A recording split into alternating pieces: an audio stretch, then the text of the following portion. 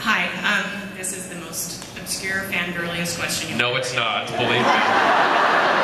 Well, we'll see. The things I've seen and heard. Okay, on your first Broadway album, the first time I bought it, it was scratched. On the first, The Broadway album Yes. that has Sunset Boulevard on it? yes. The first one I bought was scratched, so I had to buy another one. So I kept the scratched one in my car for John Barrowman emergencies if I didn't have my iPod. We love that. Yes. So I didn't listen to it very often, so it took me almost 2 years to find out that there was an Easter egg on that. There is. Yes, and I can't find anything online or in your books about it, so I would wonder if you would talk about that song and why you kind of like hid it and didn't put it on later versions of the album. That's Nothing Gonna Harm You, isn't it? Yeah. Yeah, it's I did Nothing's Gonna Harm You Sondheim with my mother. And it is an Easter egg, and if you let the album, if you let the DVD, the disc play on, or if it was vinyl, which I don't think it was, I think it's 16.2 seconds. It's 6 minutes, I think. Is it 6 minutes? Yeah, and then it starts to play. Yeah, and it's another It's a song, great and it's song. my mother singing Nothing's Gonna Harm You, and I'm singing it to her. I just wanted to do it. It was my friend Beverly, who is from Joliet, was one of my mentors in music, Beverly Holt. She played on the album. She played the piano and the keyboards on it. So, I'm very much into giving back and into doing things for people who have helped me along the way. And so I wanted to do that for both, my mom and for Bev. My mother wanted to be a singer when she was younger, and my mother had a beautiful voice. But my mother growing up during the war, it was more important for them to have a bomb shelter in their back garden in Glasgow than it was to go to stage school. So she always vowed, as did my dad, with any of the children, if they were ever musically inclined, they would support them rather than hinder them, or tell them they can't do that, it's not a good way to go. They were completely diverse with all of us. So that's why I did it. And if you go online, she has sung in some of my concerts.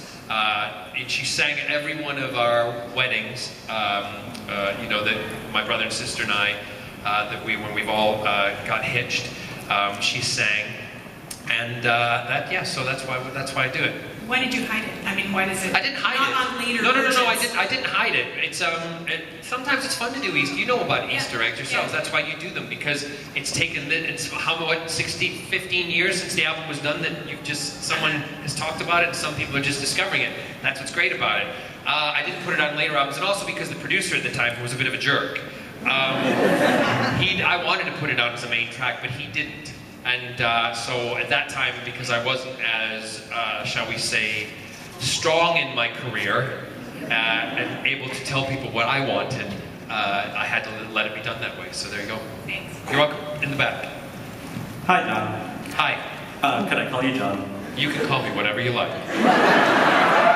You can call me Sweetie. Okay, so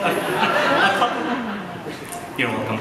So a couple of years ago, you filmed a documentary with the BBC here in Chicago about your sexuality, your family, and part of it at Northwestern. Correct. As well.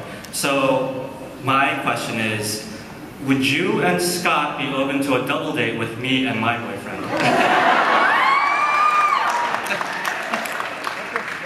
I will have to leave that up to my partner, Scott, to decide. Send us pictures. Where in the program did it say about us wanting to do double dates? I don't remember that.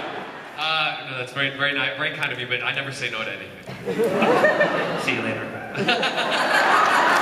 Thank you. You're welcome. Yes. Nice coat. Thank you. You're welcome. Sorry, That's all right. We got a time commitment here. what was your favorite prop, either from Torchwood or Doctor Who, and did you get to keep your coat? I do have my own coat, but I had it made because they made about 6 or 7 of them per series because we trashed some. We always had one which was called the hero coat.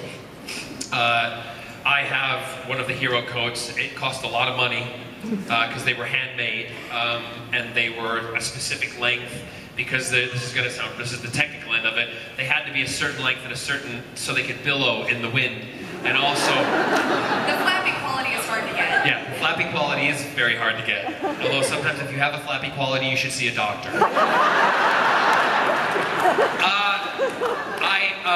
it had to be a certain weight. It had to be weight in the bottom. It had to also be able to, so that we could run in it, because many a time David and I bit the dust in our coats running because our heels got caught in them.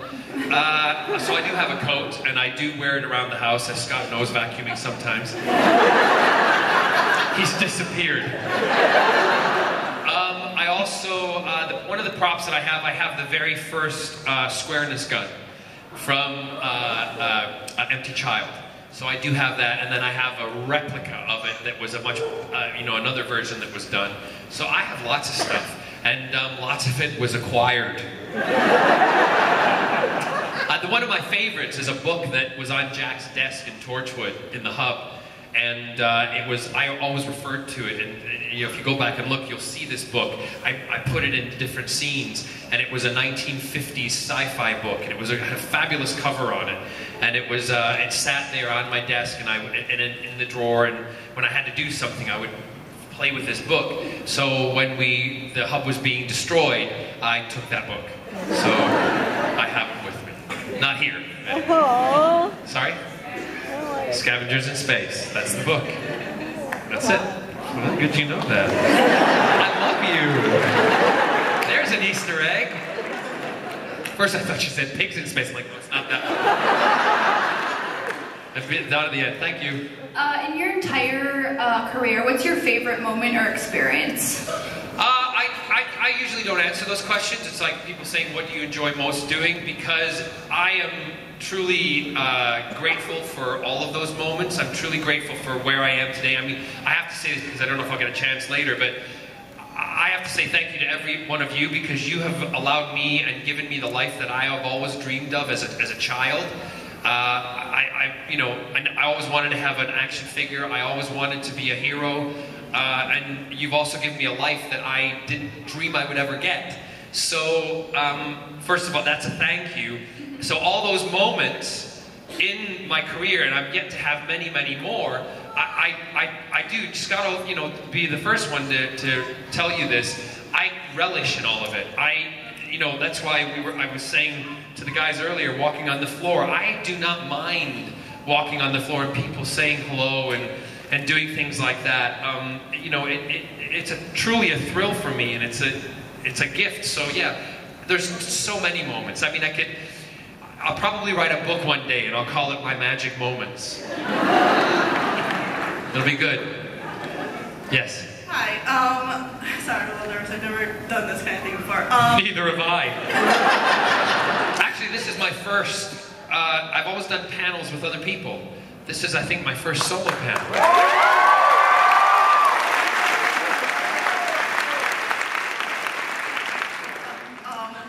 In America. I know since Doctor Who and Torchwood obviously have such a huge fan base. I was wondering what aspects in the show do you think make up, like why do you have this many fans? Well, I think that's an easy answer for me, because our shows such as Torchwood and Doctor Who, we represent people who actually are out there. And I can say this more so for Torchwood, because Torchwood is my show. And I speak confidently about that. The people that were involved in Torchwood, starting from the beginning and working all the way through, they absolutely represented people who are out in the real world. Our relationships represented actual relationships that were actually going on. Although our stories were a heightened reality, we tackled situations and dealt with things that actually were dealt with in shows, and that's the beauty of sci-fi. We deal with things that other shows are afraid to touch. So I think that's why people and audiences connected with them. And, again, if that's my answer, but if it's not the right answer, if there's a formula, I want to bottle it, and I want to be a gazillionaire. And then I'll share the wealth with everybody. Because God knows the banks don't need it. In the back.